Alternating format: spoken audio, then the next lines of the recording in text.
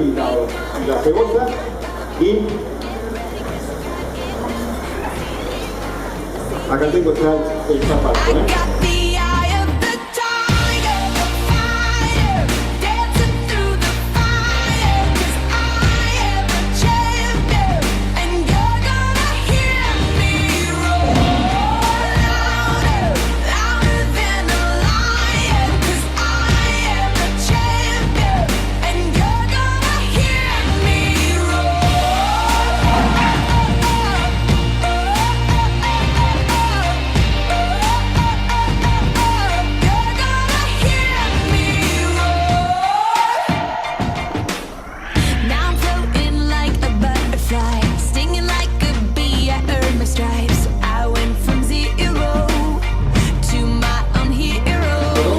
Son dos traídos, uno en tres versiones, ¿sí?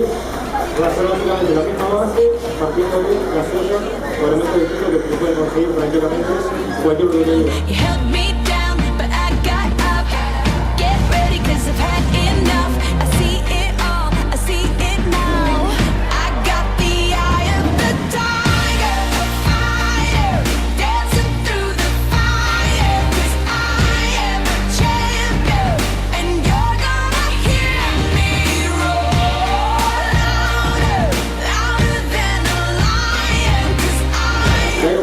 Tipo aperitivo que vamos a hacer como para variar un poco el tema del guiso, porque es bastante delicioso.